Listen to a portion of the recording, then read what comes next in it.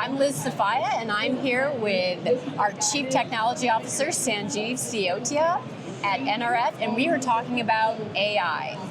A lot of vendors are talking about AI right now. There are a lot of choices for retailers to make. What makes Manhattan's choice fundamentally different than everything that's out there? So when you think about AI, right, the way I can describe agents really is you give it an objective, and agent takes that objective and that's thinking about it, and then needs to observe a lot of data and then take actions. That's in a sense what an agent would do. Now, what is fundamentally different on our approach is we spent last 10 years building an API-first platform, and that API-first platform gives you access to everything, the whole system, completely from a both see and do perspective. And then adding on an agent framework and an orchestrator to this allows our framework to be able to have access to every piece of data which exists in the system and take any action which needs to be taken, which is quite different from everybody else who's trying to kind of build data lakes. And with those data lakes, you have to extract the data, which comes with its own governance issues, security issues, and everything else. And with us, because everything is controlled through these APIs, which are still code to the system, and you still have the same governance, everything else already pre-done for you, so you don't have to kind of worry about those things. I think that makes a pretty big difference from anybody trying to adopt AI in a very quick fashion.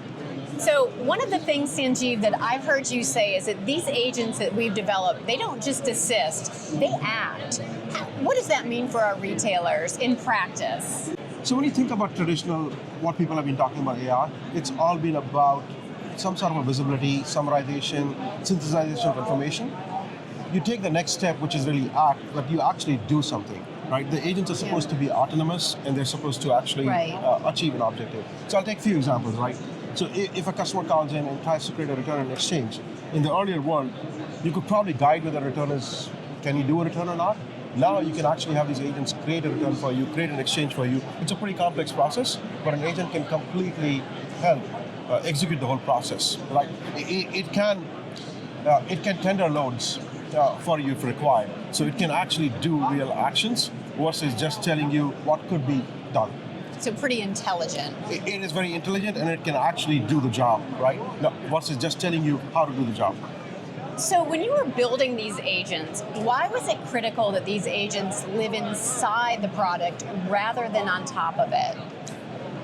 So agents living inside the product, they have real access to the data within the product, versus something which is sitting outside, which has to pull the data and then take an action and come back to the product.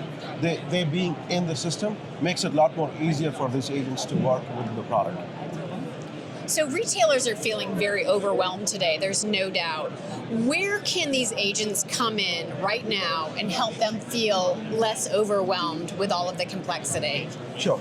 So in general, the supply chain applications are pretty complex. We have built some out-of-the-box agents which can get you started right away, and it would take minutes to get this thing started, to start using agents. One of the examples we have is a labor optimizer agent. A lot of warehouses have to figure out which labor to assign when, and are you falling short of work, where you're ahead, where you're behind, and our out-of-the-box agent can actually tell you where you're behind and can help you identify the people whom you can move to get the job done, right? And that takes away a lot of complexity, a lot of brain power it requires for humans to figure out how do they manage this workload. Right? That's one example. And I can go on with the store areas and everything else.